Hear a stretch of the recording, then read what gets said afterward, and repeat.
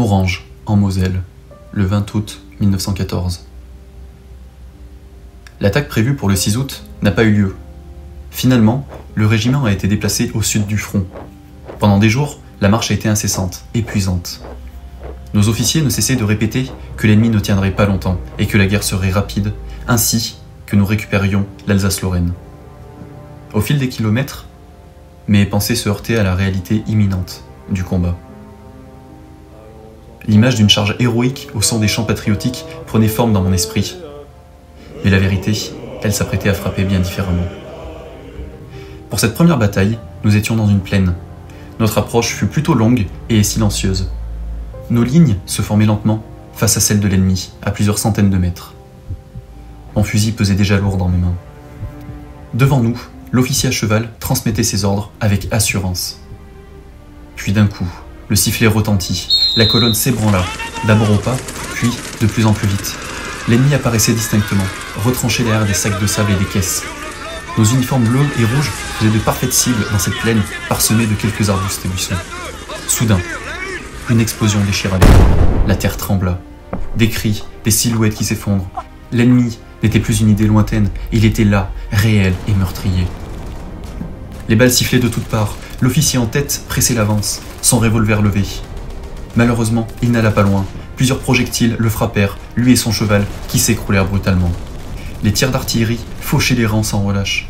Certains dans la colonne déchargeaient leurs fusils dans le vide, d'autres tombaient avant même d'avoir tiré une seule cartouche. Un sous-officier prit le commandement et ordonna d'avancer, baïonnette au canon. Les Allemands, eux, postés à une trentaine de mètres, s'apprêtaient à tous nous décimer. Le sifflement d'une balle frôla mon képi. Instinctivement, mon corps se plaqua au sol. Autour, mes camarades tombaient. Certains tentaient de courir, mais étaient aussitôt fauchés par les balles. Il fallait un abri. Repérant un arbre, une course effrénée s'engagea jusqu'à sa protection.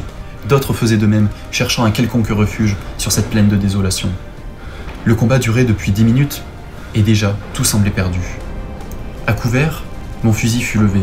Je repérai une cible, et la détonation fut instantanée. L'Allemand tomba. J'ai passé le reste de la bataille à vider mes cartouches sans abattre d'autres Allemands. Puis soudain, le bruit des armes s'estompa. Le champ de bataille était devenu un charnier. Partout, des corps. Parmi eux, certains de mes compagnons. J'aperçus Romain au loin, dissimulé derrière des cadavres, paralysé par la peur. Albert, lui, restait introuvable. L'ordre de repli finit par tomber. La progression se fit coucher, lente et prudemment calculée.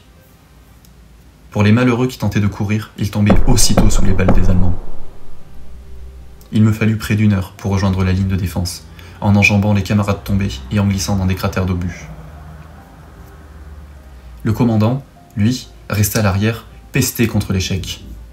Mais sans prendre compte de sa personne, je m'assis sur une caisse, et mes mains tremblaient, tachées de terre et de sang.